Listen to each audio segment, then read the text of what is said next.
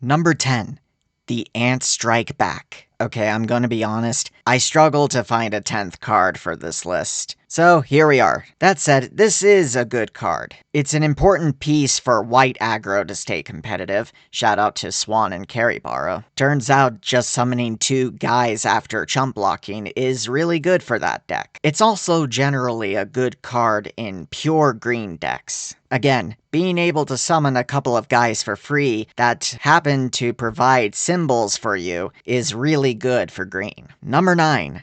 Nexus Hazard. While red didn't really get a whole lot to change up its strategies, for pterosaurs, Nexus Hazard was a great pickup. In addition to Burning Force, Nexus Hazard is a great card to hate on Netherworld depths. And for some reason, you can just draw a card if you play this on your main step. Number 8.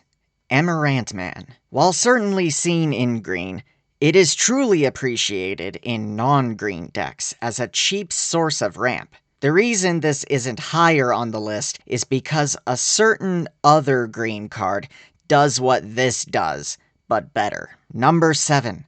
King Vulture. I can't believe I have this card on the list.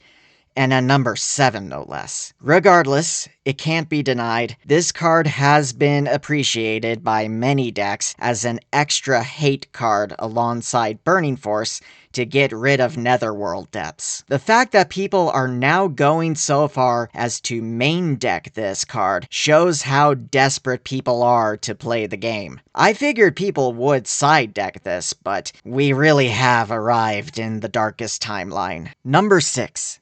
Arcana Joker. While yellow as a whole is struggling to stay alive right now, Arcana Joker is being used by many as a nice way to get around Axe Biter. Even pterosaurs have started to play this card. It's a shame that this card didn't see more success in actual yellow decks, but maybe that's a good thing. One unblockable spirit in the meta is more than enough. Number 5.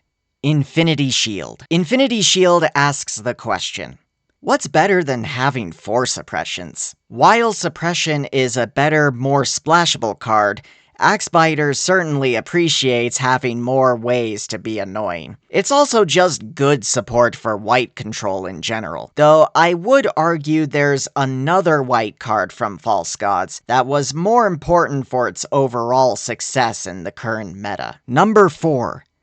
Dark Knight Lamerack. Spoilers, this is the only purple card on the list, but man is it a really good one. Lamerack just does everything for purple.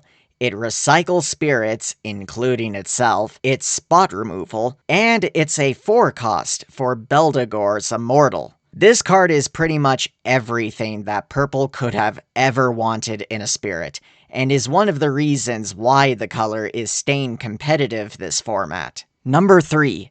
Merged Mechlord Mammoth Aegis. Perhaps my bias for white is showing, but I do believe this card was an important piece for white control. Previously, Axe Biter decks tended to be more of a mix of purple good stuff that also ran all of the good white control cards. Mammoth Aegis, in my opinion, was the card that was needed to push Axe Biter to being pure white control.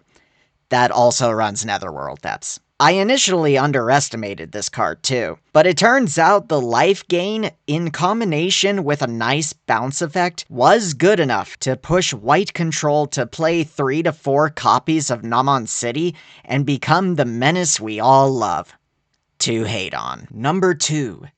Worker AntMan. This has become one of the most splashable spirits in the game. This one card helps control decks get to its heavier cards faster while putting pressure on the opponent. It has mainly seen success in white control, purple, and green decks. If it wasn't for the fact that the best deck to counter Netherworld depths cares about only pterosaurs and emperor beasts, I could imagine this card seeing a lot more play. And my number 1 pick for the best card in False Gods is Thorn Prison. I mean, this is an easy one. Pterosaurs love it.